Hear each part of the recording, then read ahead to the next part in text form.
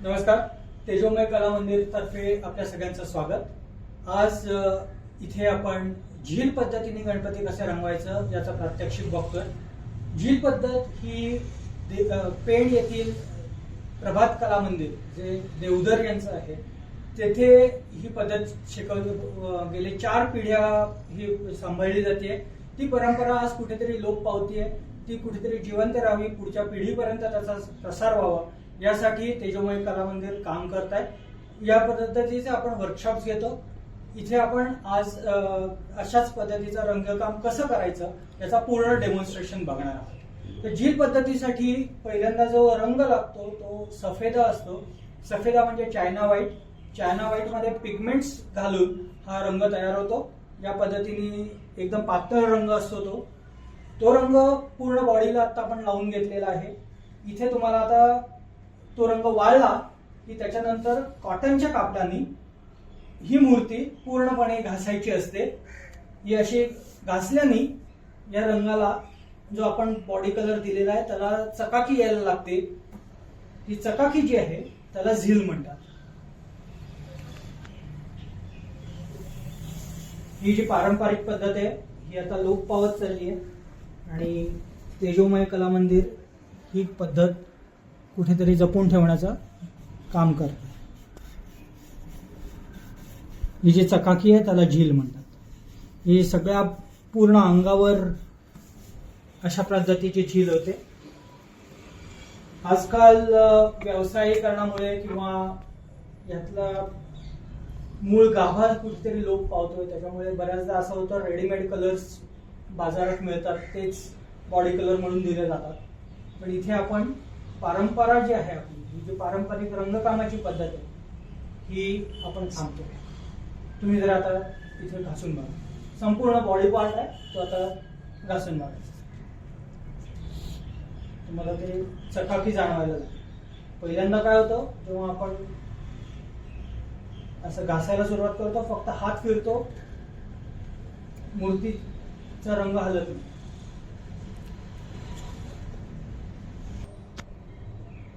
आता आपली झील पूर्णपणे कंप्लीट झालेली आहे. या गणपतीवरची तुम्हाला दिसू शकते या सगळ्या बॉडी पार्टवर एक प्रकारची चकाकी दिसते.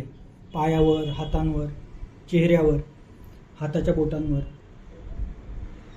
याला झील म्हणतात. आणि हेच आता याचा पुढचा भाग की जिथे जिथे या गॅप्स आहेत त्या गॅप्स मधनं शेडिंग करणं. शेडिंग आता आपण पावडर कलरने करतो. जे पिगमेंट कलर्स आपण बॉडी पेंट तयार करायला वापरला होता त्यांनीच आता आपण शेडिंग करतोय. शेडिंग ही प्रत्येक खाचेतनं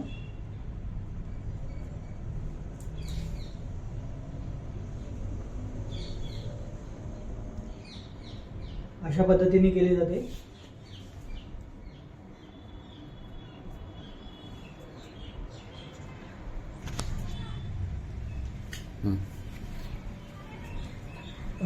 याबरोबरच आता मूर्तीचं शेडिंग संपलेलं आहे. आता शेला आणि उपरण्याचं पेंटिंग सुरू होईल.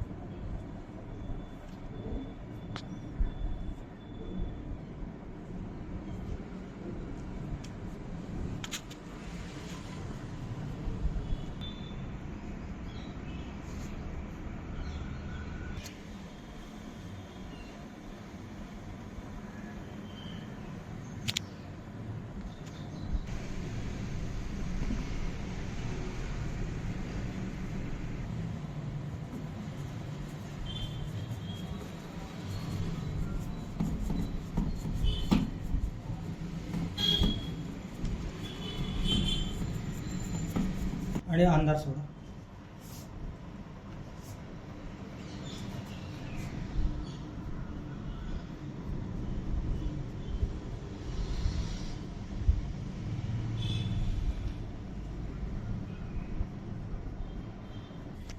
याच्यात सांगू का काय केलं ते?